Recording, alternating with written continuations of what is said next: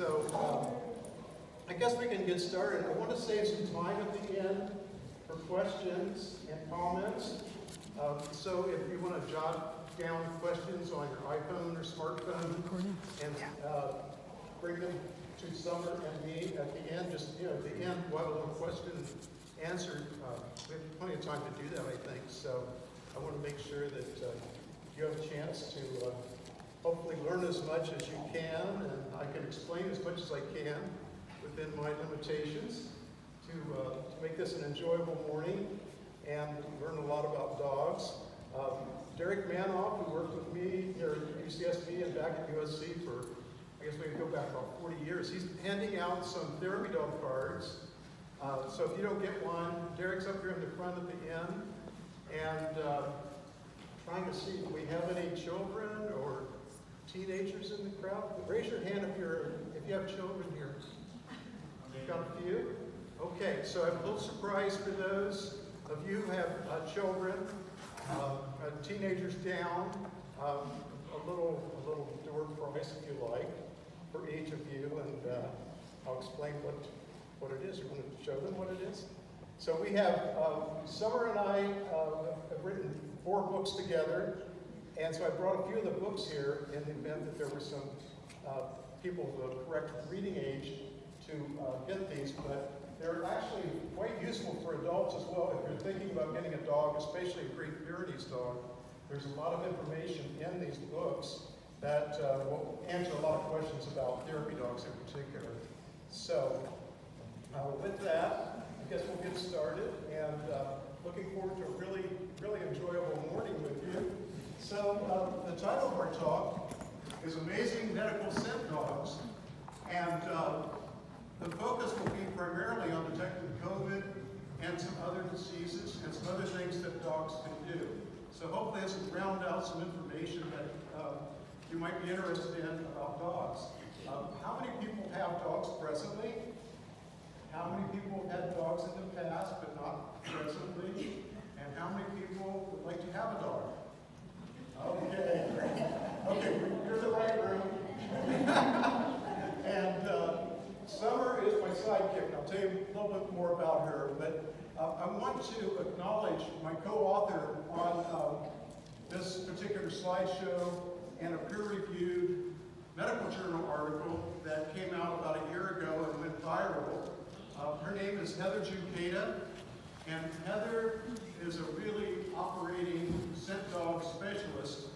She lives in Fort Myers, Florida, and so we have teamed up over the past 1.5 to 2 years to work on papers, and then tons of interviews and all kinds of things, press releases that have gone out about the work that we have done and others in the scent dog world, which is really catching on. So we kind of feel like we're on the leading edge of some really important work, utilizing dogs to the betterment of mankind. So this particular photo is one of Heather's little beagles, and this little guy was being deployed during a lung cancer detection research program, which was really successful. And so she's written a paper on this particular aspect before we got into the COVID together. So this is one of her little beagles. And this is Teddy. Teddy was one of our first purebred Great Pyrenees dogs, and this was taken at a therapy dog day right here, very close to where we are right now. And so we've had a lot of fun coming to campus. I'll tell you more about the details a little bit, but first of all, welcome all of you gauchos. And we are truly a gaucho family. Both of my sons, very successful sons, graduated from UCSB. One of them is here today. And so I'm very proud of them.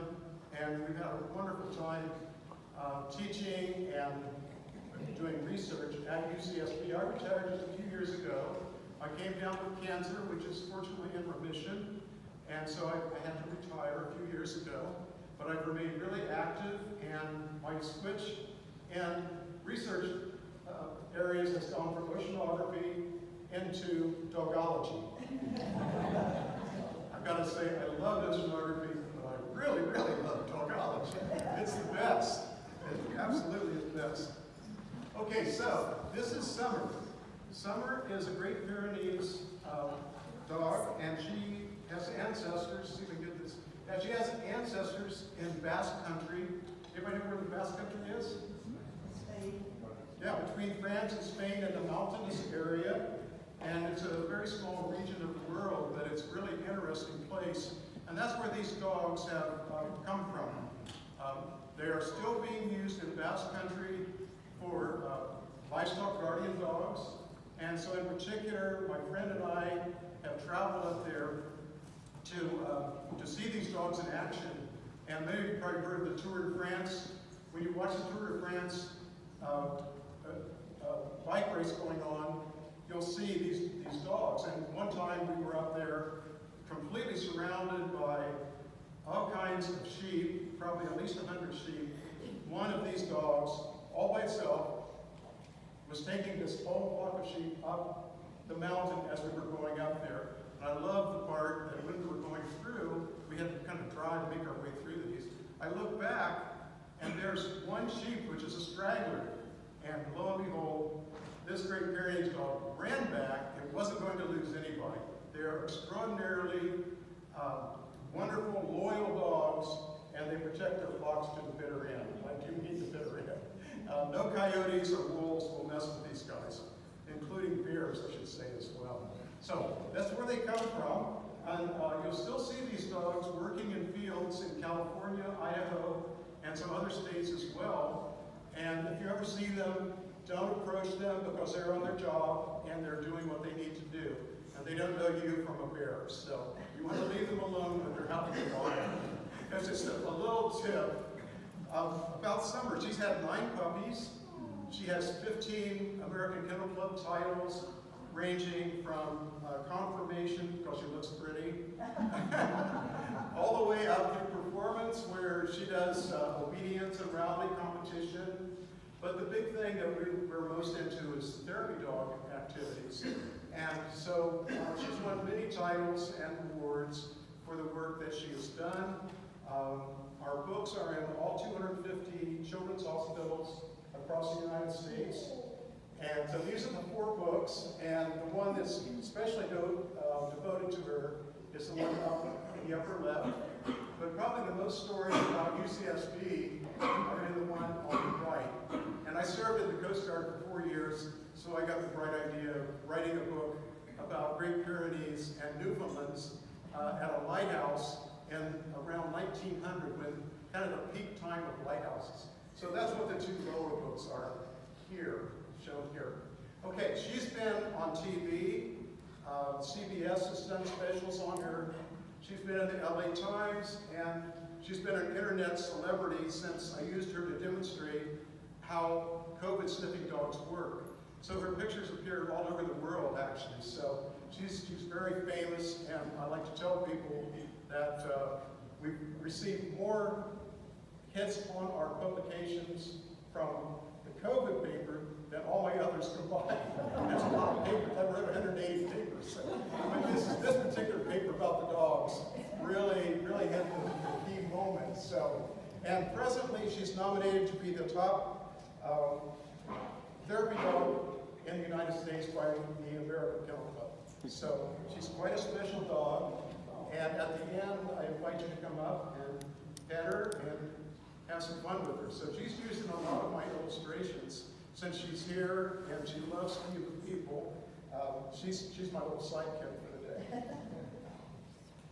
Okay, therapy dogs. Now, a lot of people ask questions about therapy dogs, and do they really work? What's really going on with these therapy dogs? And so there's been a lot of scientific research which is now showing that, in fact, they increase a human's hormones, oxytocin, and decrease the cortisol hormone, which the net effect of the balance of that comes out that reduces stress, anxiety, depression, and blood pressure. So these are actual tests that people have done. So when you start feeling good, it's real. It's not mental. It's your body's actually changing in response to being able to pet these dogs. So they're quite amazing. Sometimes they're actually used to help people after heart surgery. A lot of different things that they're utilized for. A little tidbit, I don't know if you know how much cognitive power these dogs have, but the average dog can actually recognize 200 words. And so when I'm training her to do obedience and rally, I catch myself not using enough words because she understands. She's got quite a vocabulary that she can really understand. And one particular scientist using a border collie actually taught his dog 1,000 words. So it's kind of the cognitive power of a 2 or 3-year-old human being. So it's really amazing what they can do, and we way underestimate them in many ways. And that's one of the themes of the talk today, about how we are underestimating these guys. Just a few pictures here. This is what my life looked like when I was teaching here at UCSB. For the last 10 years, we got into doing the therapy dog activities. So the dogs came to class with me, Teddy, Lincoln, and Summer, and then previously I added 2 others as well. So we have quite a good group of Great Pyrenees who have come to class, and we used to give awards for students who have done well on their exams, and you can see the dogs like to do that. One day we had this huge surf skateboard. Surf skateboard came into class. I said, we got to get a picture of this. So that's Lincoln with the surfboard. Okay, one of the things that we continue to do, even though I'm not actively teaching here on a regular basis at UCSB, is to do therapy dog days. And we have therapy dog days each quarter just before finals, and Summer, as well as my previous dogs, and several others, probably up to 40 or 50 therapy dogs come on campus for the students to pet and just relax and enjoy. And so this has been going on for quite a long time. In fact, there are 2 big banners that they put up for those days, and those banners have a picture of Lincoln. Mr. Lincoln is kind of immortalized here in a lot of ways. So that's Lincoln right there on Therapy Dog Day. So you can see the many happy faces that arise when we bring the dogs to campus. Beyond just the happy days, there are also sad days that the dogs get involved in a lot of events as well. One of these occurred in 2013 at Princeton University, which is my PhD alma mater, and UCSB were struck by a very rare form of meningitis. And they had to find an experimental vaccine to stop this. It was a very, very bad outbreak that was going on. So Princeton found this, made a connection and got it, and then Chancellor Yang very quickly contacted Princeton and asked them how they did it, and he was able to get the vaccine on our campus. So that's step 1. Step 2, how do you get people to take the vaccine? We're all kind of averse to taking vaccines for the most part, I would say. So what they did, the Student Health Services asked me to bring my dogs to campus.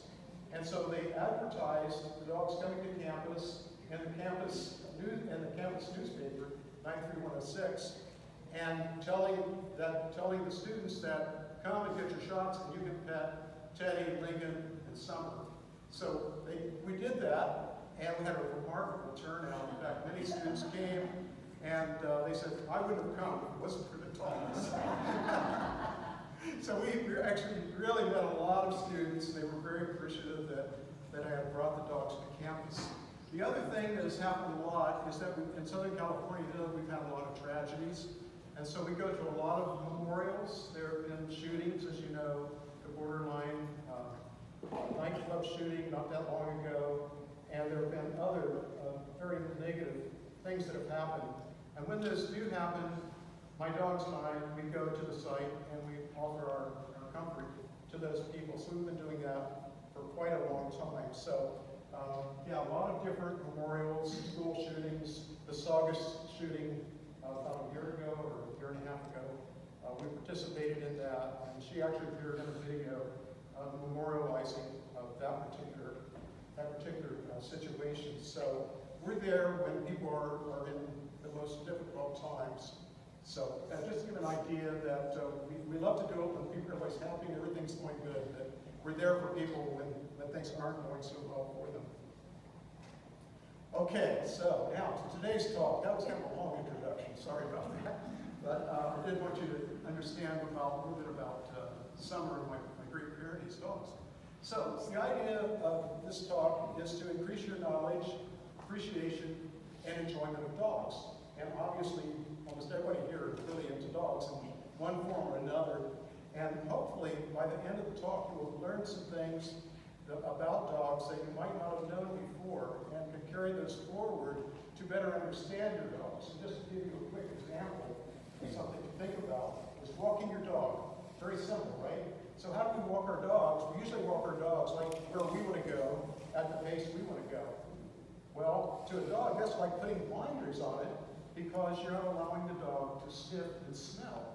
So its most important attribute in terms of a sense is smell. So occasionally think about letting your dog lead the walk instead of you leading the walk. So I'll talk more about this, and I think you'll get the message a little bit later as to why that is scientifically. Okay, so the first part we're going to just talk about senses, just a little bit of the basic science of how senses work. I'll tell you a little bit about the background of medical scent dogs. And medical scent dogs, you can really kind of trace back about 30 years when people started noticing that there's something special about dogs and detecting diseases, all kinds of diseases. So I'll spend a little time on that. And I'll focus primarily on the COVID scent dog work, which has been going on for about the past 2 or 3 years or so, and kind of where we're at with that.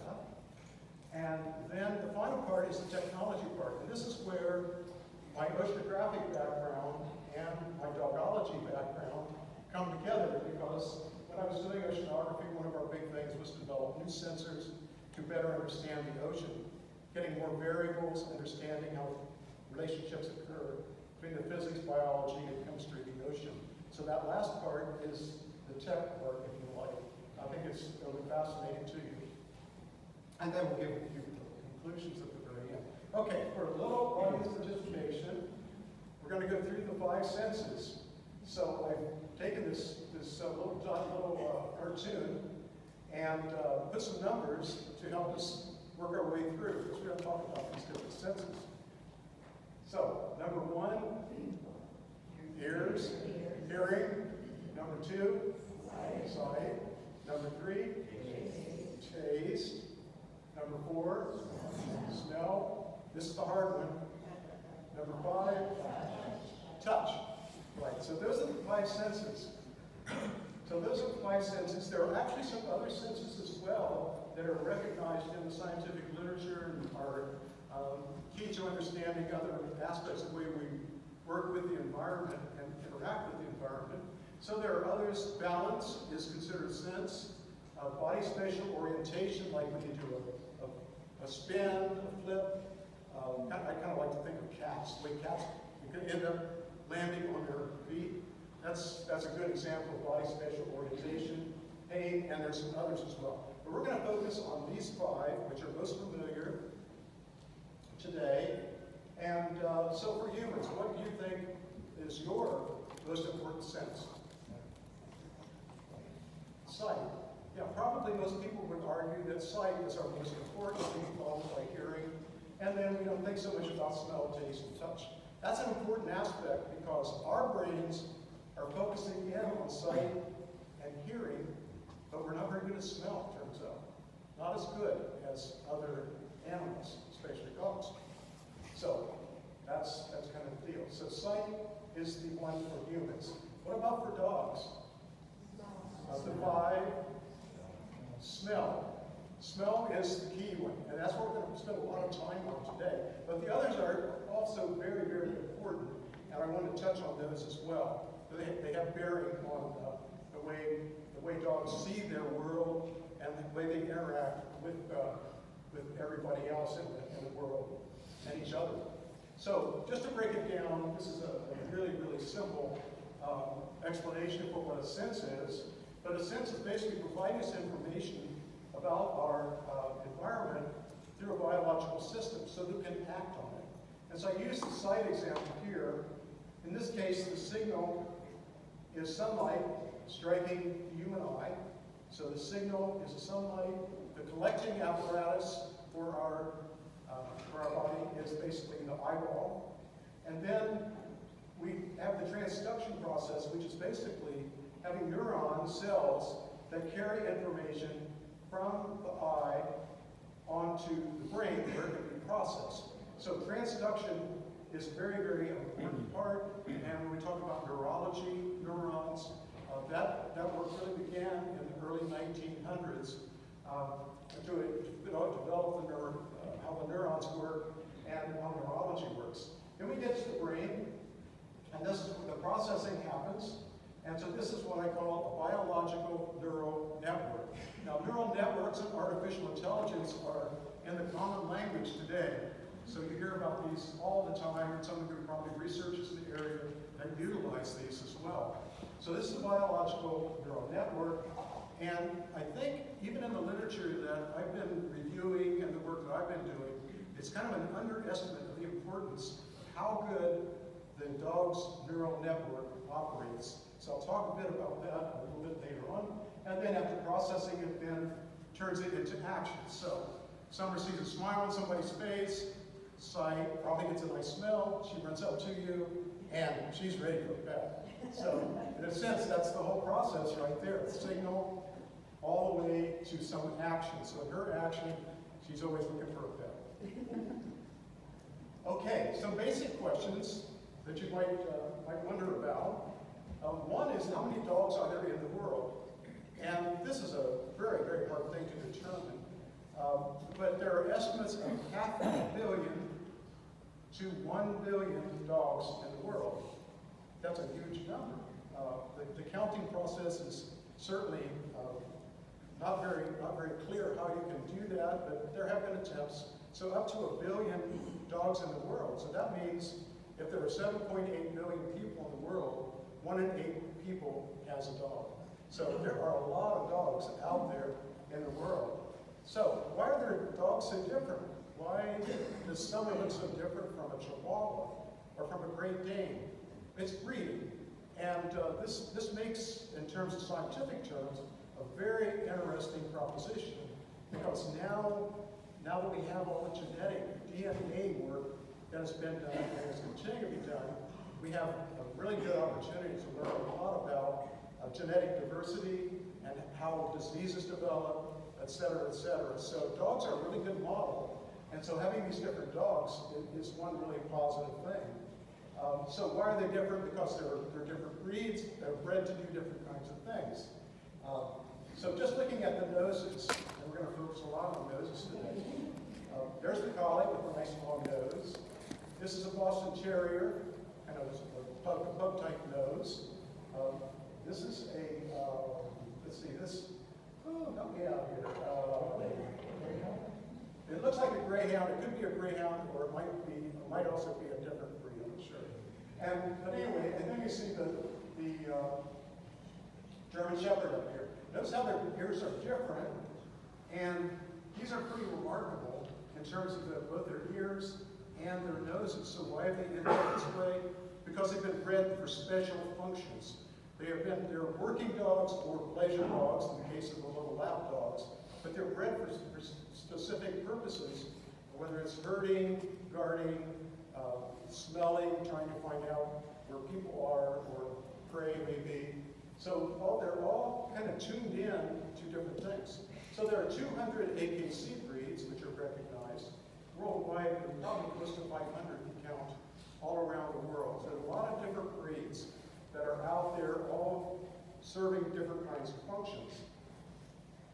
Now, what about their hearing? It's been a little bit of time with their hearing. They can hear 5 times better than we can. And one of the things they can do is to move their ears around, especially if you watch a German Shepherd and you're sitting there, before it even turns its head, it's likely it's moving its ears around like antennae. So they actually have a lot of muscles that are devoted for moving the ears around. They can hear sounds very, very far away, probably a mile or more, and they can hear very high frequencies. So the herding dogs, like the border collies, respond to a very high-pitched whistle that even we can't hear, because it's out of our hearing range. So the range of hearing capabilities for these dogs are remarkable. They can distinguish different sounds as well. So it's like they've got a little spectral analysis system with their hearing. And so as an example, let's say you're driving your car into your driveway coming home, and your neighbor is coming in a little later. Well, your dog's going to hear yours first because it's tuned in. It's like a radio station. It tunes into that frequency. Your neighbors, not so much, because neighbor's not going to run over into the trees, right? So, yeah, so they're able to respond to different frequencies extremely well. Okay, sight. This is one that has a lot of confusion associated with it. In terms of how well they can see compared to us, they have 20/75 visual acuity. Perfect is 20/20 with humans, as you know. Some are better, some are worse. So for day vision, they're typically not quite as good as humans on average, but they can still distinguish a caretaker 1,600 to 2,000 feet. So what they can't do during the day, they more than make up for at night. They have spectacular night vision. And so their night vision is remarkable. And so we've had a lot of discussions over the years talking about when our dogs are picking up the sight of another dog at nighttime. And it turns out that dogs have more rods in their eyes than humans do. And those rods are really good at picking up, collecting the light. So lots of rods is a good thing. They have fewer cones, which is a disadvantage for color, which I'll mention in a minute. And in addition, they actually have a membrane behind the eyeball called the tapetum lucidum, which basically is reflecting light back in. It's like a mirror. So they're capturing even more photons than a human can, because we don't have that capability of having that little screen back there to reflect the photons back in. So they're phenomenal at night vision, it turns out. They also have something called very fast flicker rate. And the way the flicker rate works is the way your eye is collecting the data. It's actually doing it at a high frequency, but the dogs do it at a much higher frequency, it turns out. That's one of the reasons dogs are so good at catching frisbees. Okay? You throw a ball in the air or a frisbee, the dog's all over it. And wow, that's pretty amazing. It's probably due to the flicker rate. So that's another thing. Peripheral vision are usually better, but it depends on the individual dog. Like this borzoi you see here is a sighthound, and the ears are basically on the sides, so obviously they can see its size very well, but then they lose out on the depth perception, because you're better off with your eyes being closer together. So Lincoln shown here, my Great Pyrenees, and this little dog here, also kind of looking forward. So those are the advantages and disadvantages of the dogs, and again, it varies on the basis of the breed. And finally, color. This is one that most people don't know too much about. Well, we have vision that takes us from the blue into the red, and we have three types of cones, whereas the dogs only have 2 types of cones. And so what we think the dogs are seeing in terms of color runs from kind of light blue or gray on out to here. So it's much more limited, but they can see things. So one of the tricks people like to play is throwing a red ball. Will the dog follow a red ball? Not as well as it would a yellow ball. It will probably pick it up for other reasons. But, so the dog's view of the world in terms of color is more limited from what we can see. Okay, I like this little example. This is Summer's favorite massage therapist. And so when we go to dog shows, this lady often shows up, and Summer gets a massage. So besides finding predators and all that, there's a pleasure part of this too, and they really communicate with each other. So during the massage, you'll watch them like gazing back.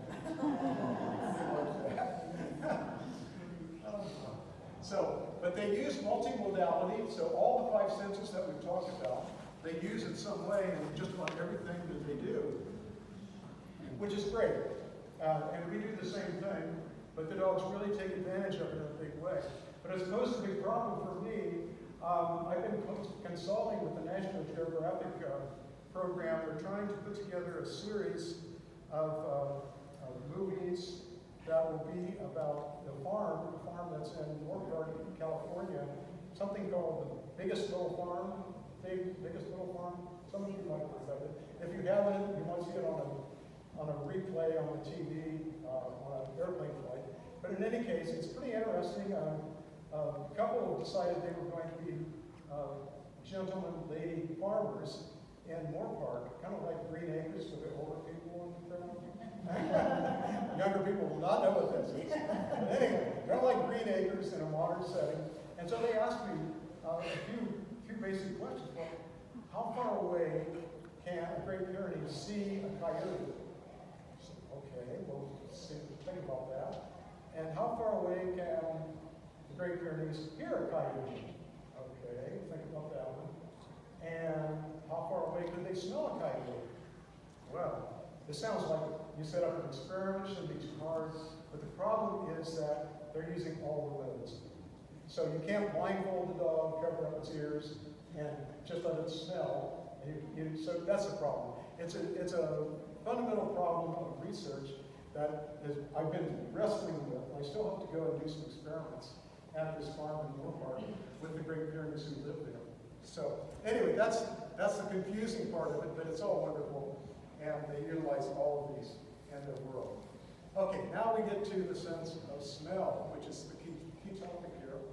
So the dogs have basically very large heads with a large proportion of the head devoted to the nose. Okay, so turn around here, show your big nose. There you go. So they have big noses, and this particular image shows Summer's nose, just the black portion of it, and they're very different from our noses. We inhale and exhale from our nostrils. In, out, 2 holes, right? Dogs don't do it that way. The dogs take it in and to the front, and then they have flaps on the side. So when you pet her, take a good look at her nose, and you'll see her little flaps on the side. That's where the air goes out. So it's like a flow-through system instead of in and out system, which is very efficient, ventilating and collecting the smells. So that's one of the key things. And of course, a lot of their brain is devoted to processing this information. They actually have special organs. They're called the vomeronasal organ, VNO for short. And we now think that they might be able to pick up the smell of viral proteins. Now, most of the smelling activity that is going on now with the scent dogs I'm going to talk to you about is actually not smelling the viral part, but rather it's kind of a mucus area that part of, it's got to be a liquid that then goes into an air form, things we associate with volatile organic compounds. And so the volatile organic compounds are what they're sniffing. So it's a smell associated with any disease. COVID could be many other diseases as well. And so these molecules they're able to pick up and process. And so that's a really key part of this. And so they also have 2 special compartments for their intake system, if you like.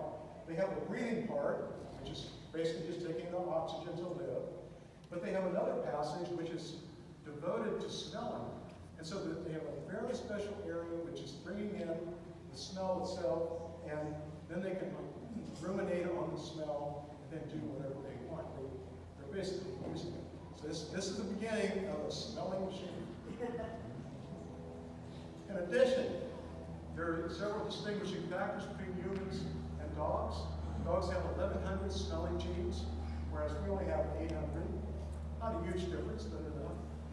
In terms of the olfactory receptor cells, they have 20 times as many as humans. So it's a huge number of these cells which are made available just for smelling. So this is the reason their world is a smelling world, ours is a sight world. So they have phenomenal sensitivity, at least 100,000 times better than what we can smell. And again, like the hearing, as I was describing before, in spectral analysis sense, they can tell the difference in different components that are in whatever they're trying to smell. My friend Heather, she likes to use spaghetti as an example. A dog walks in the room, it smells spaghetti, but not only like us smelling, hey, there's spaghetti in the room, the The dog is saying, oh, and here are the ingredients, I'll tell you the ingredients. This is what they're using. They're using basil, they're using this, they're using a sauce this, that, can tell you. It's got an amazing spectral analysis technique, which they are able, just inherently able to do. And I'm going to come back to that in the technology section again. Okay, examples of scent dogs. Lots of examples. 50,000 police dogs in the United States, 1,000 military dogs. Just in the COVID world, there are 25 countries who are deploying these dogs in one way or another in terms of their COVID research or in the field actually doing COVID work. So we have all kinds of things they can do, contraband. And I just found this particular illustration. People always ask me, well, don't you mask the dogs to make sure that they are not taking in some ill effect, or going to have ill effects from some nasty disease which is out there. In the cases generally no, COVID and most other diseases, they're able to sense the smell, and even if they did touch it, it probably wouldn't be a big deal. However, now that we have the fentanyl problem, people are stepping back and saying, if this dog touches, even touches, gets a little smidgen of fentanyl on it, it could kill the dog. So that's the reason for this fentanyl mask that you see up here on this German Shepherd. So lots of other things they do. We're going to focus on the biomedical today.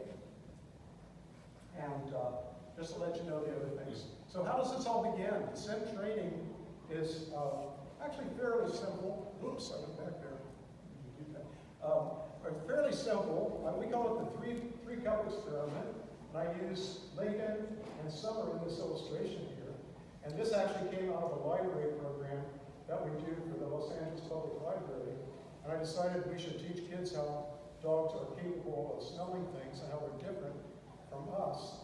And out of that program, I did a video of my dogs doing the three-cup experiment.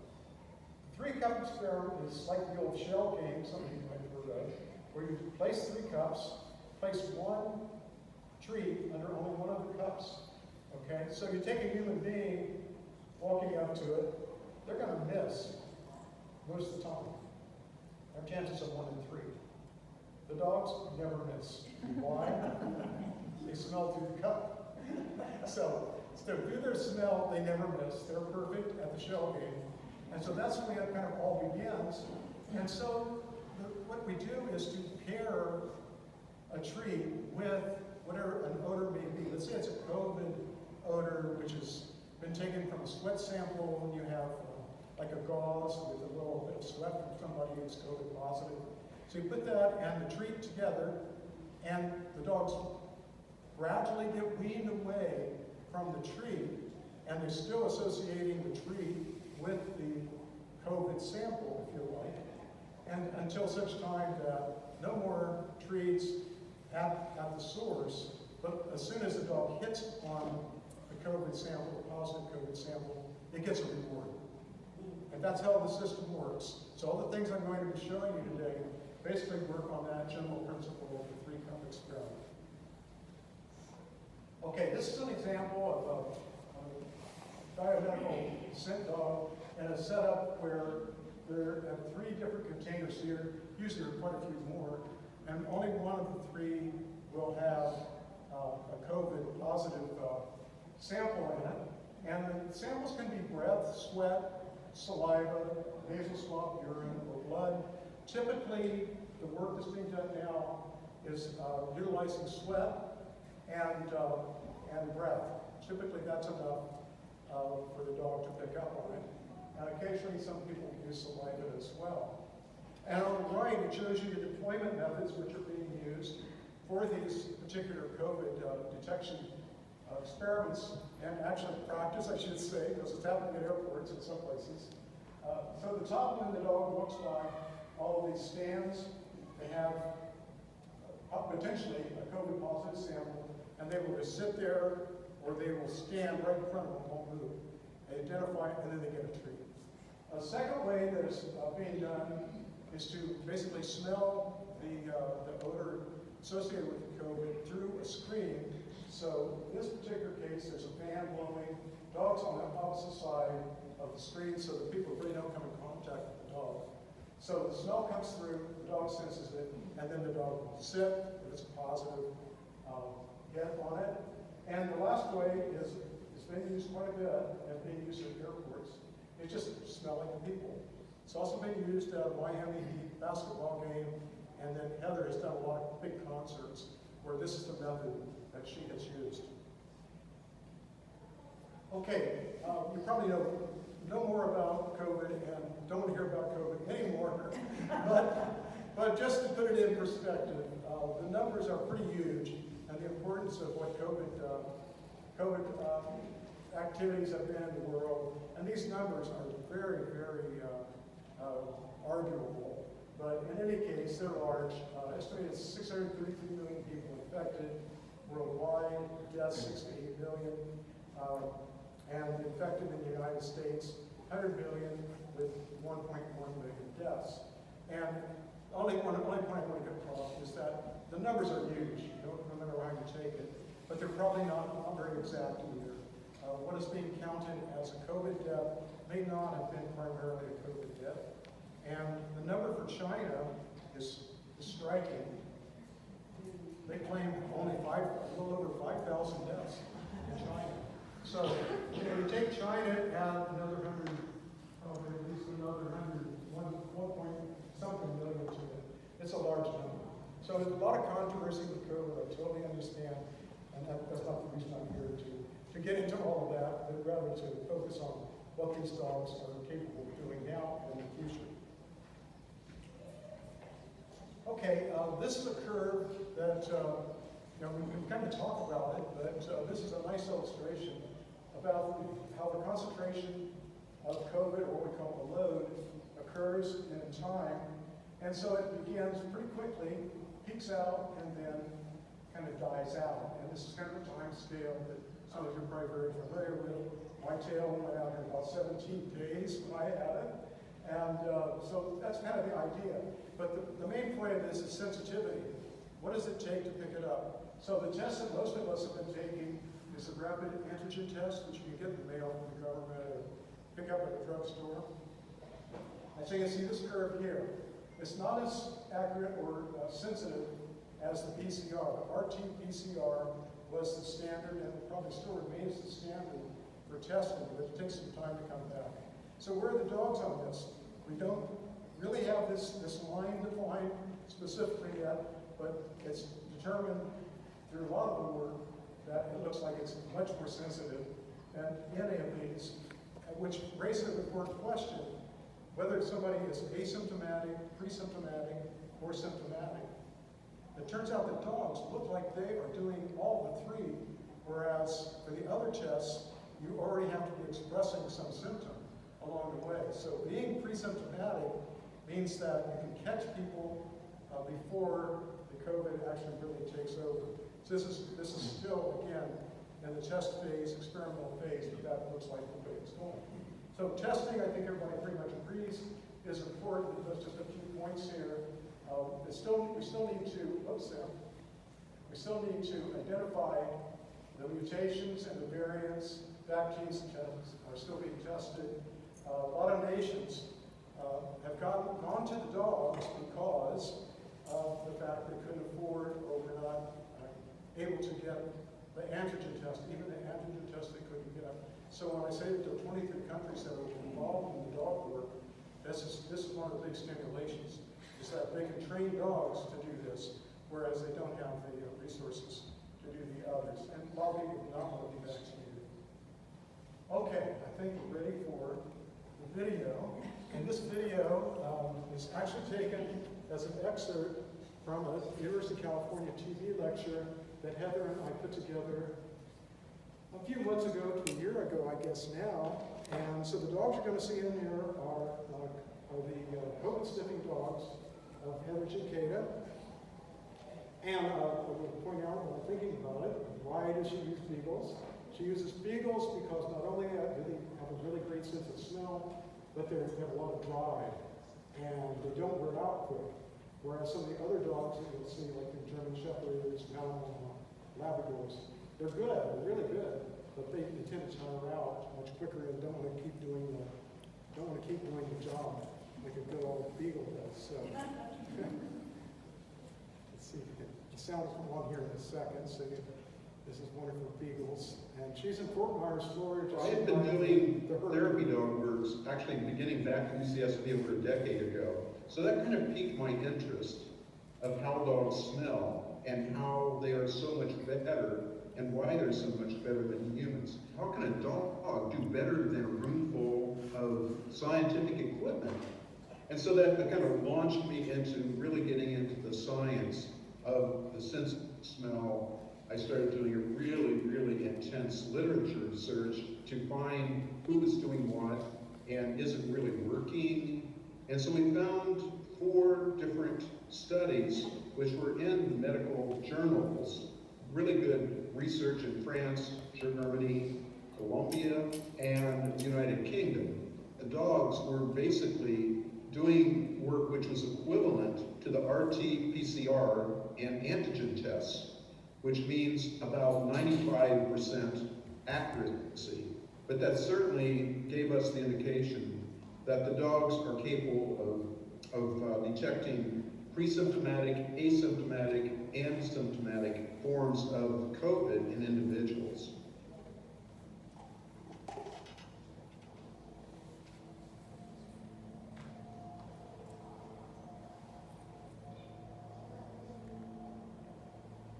Started working with dogs with biological scent detection, back in 2015. I started a company, we were doing research to see if dogs could identify biomarkers for cancer. I had previously sold a few dogs to the Department of Agriculture, and those dogs were trained to detect swine flu. And so I was like, I know that they can be trained on some viruses. So then I started setting up the study protocols to do a little pilot study to see if the dogs were able to detect COVID. And the first pilot study was a huge success, and so we were really excited and then started moving forward.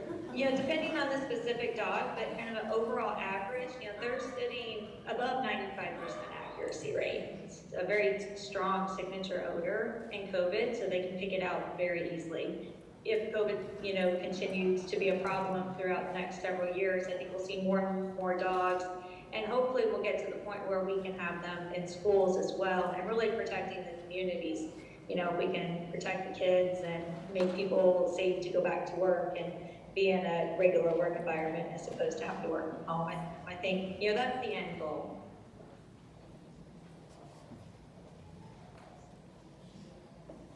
Okay, so the final phase, hanging in there with me, thank you for being so patient, is about the technology. So one of the arguments against these dogs is that it takes so many dogs to really get deeply into the problem of doing detection. So one of the areas that the dogs are being used for is to basically develop technologies that may be placed on a very small kind of a sensor. So with that in mind, this is what I call biomimicry, or reverse engineering, if you like. And the basic idea has been applied for helicopter design. How does a hummingbird fly? So the design of helicopters have been utilized that. In terms of oceanography, sharks are very, very efficient swimmers. And so they've examined the skins of sharks, and so they've actually mimicked what the sharks look like in terms of their aerodynamic, hydrodynamics, and then reducing drag reduction way of doing this with the way their skin is designed. And finally, my final example, desalination. We all know that camels can go long distances without getting external water. And so they have a system that is very, very good for designing desalination plants. So these are just 3 examples. Okay, back to our problem. We've got the dog's nose, we've got the dog's brain, trying to figure out what the smells are. And in fact, Alexander Graham Bell, back in the 1800s, pointed out to scientists, basically challenged scientists, if you can figure out how smell works, you've got a really, really good thing going on. So even back then, the idea for something called electronic nose was being forwarded by Alexander Graham Bell. So we've got the dog's nose we talked about, we've got the phenomenal brain, and then Here we've got a lab full of mass spectrometers and gas chromatographs. What are they trying to do? What the dog does. It's very hard. It takes a room full of these to even come close, and they still aren't as good as the dog. So far, I've seen one estimate of $17 billion have been devoted to developing e-noses to be equivalent to what a dog can do. So, we can't obviously have these very expensive and complex instruments being used all the time. So the idea is how can you miniaturize that, figure out other ways to do this. And so this little diagram is basically showing what the dog does. It's got the nose, it's got this phenomenal biological neural network, and then in terms of what man can do, or humans can do, sensor array going into data analysis, and in this case, neural networks, artificial neural networks, trying to basically duplicate what the dog's brain can do. So the dog's brain is phenomenal, still much better at processing information as a biological neural network than what anybody has come up with so far. I present this last example as the one that is most advanced in terms of taking what the dog can do and putting it into a system whereby it's maybe possible to develop an e-nose. And this was done as an example with prostate cancer, which is the second leading cause of death of men. 1 in 9 men are diagnosed with prostate cancer. And so this particular study is coming out of England, and it's being done by a really important group in England, which is working on a lot of other things. But basically what they're trying to do is to have the dogs teach the neural network what the signal is for the particular disease that you're interested in. So it goes back to this very simple diagram up here, and what the dog is basically trying to do in this context is to teach these teach the neural network how is this going to work. So getting the sensors that are going to be tuned in to key in on the disease of interest. It could be COVID, it could be Parkinson's, it could be, in this case, they're working on the prostate cancer. So that's what they're trying to do, is to tie these together to make the dogs really the big research tool. So where does all of this go? Well, some of this stuff is already available in terms of wearable sensors or smartwatches that some of you probably have. And if anybody has a type 2 diabetic, you may wear the sensor that's in the upper left corner there. So basically take a small sample of blood in that case, or it could be sweat, it could be saliva, different ways, but these devices can be worn as patches. And so this work is developing very fast. Some really interesting work at UC San Diego is being done with a patch which looks something like this. So the future could well be that these e-noses will be tuned in for diseases as well as the basic things like blood pressure, oxygen, etc. So that's hopefully where we're going to go. Finally, conclusions. Okay, finally, the dog senses are generally better than the humans. And I would add to that in terms of scent and smell, there are extremely highly developed neural networks which go way beyond what our brain can do. Obviously, we have a phenomenal biological neural network, but in terms of smell, the dogs have it. They can provide non-intrusive, very quick response and highly accurate screening for COVID. One group has just come out looking at long COVID. We're good at that too, and many other diseases I mentioned before. And then the final point is about what I just spoke about with the wearable biosensors, e-noses, etc. So, what are our challenges? Well, first of all, acceptance.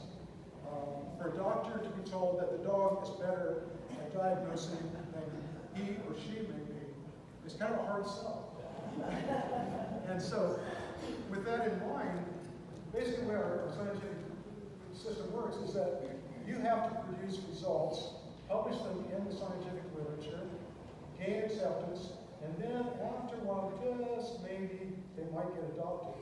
And we're now at the stage where we're getting a lot more papers into the literature. As I indicated earlier here, a year or so ago, we only had 4 papers that had come out before ours that were really dedicated to this and were demonstrating the great possibilities. So we have to get through that hurdle.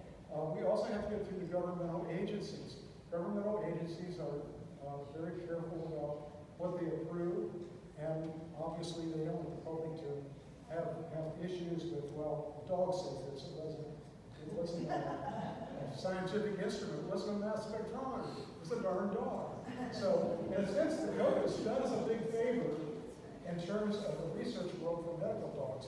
So there's a lot more literature which is coming out, publications through the referee literature, which are starting to come out.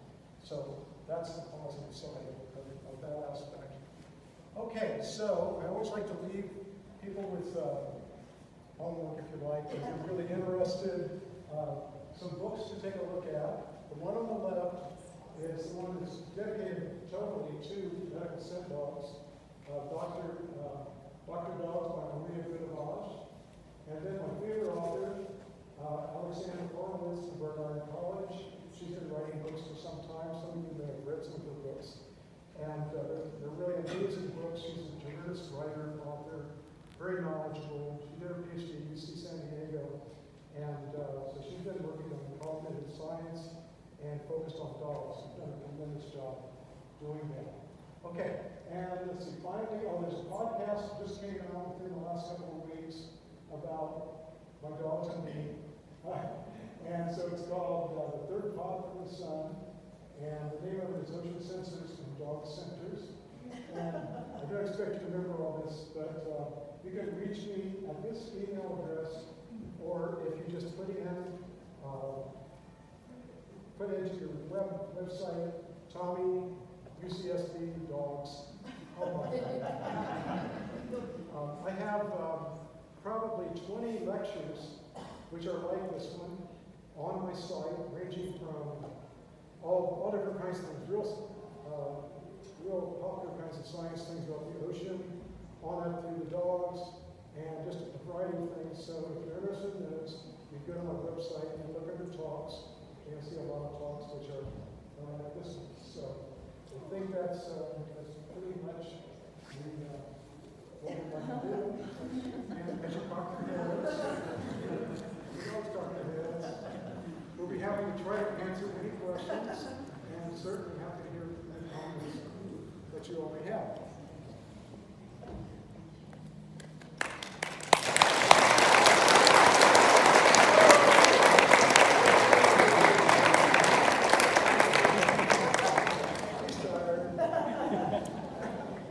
Okay, so please hold up your hand if you want to ask a question or make a comment. Yes, please. I just have a quick question. Is there a difference in sexes of dogs depending on the muzzles?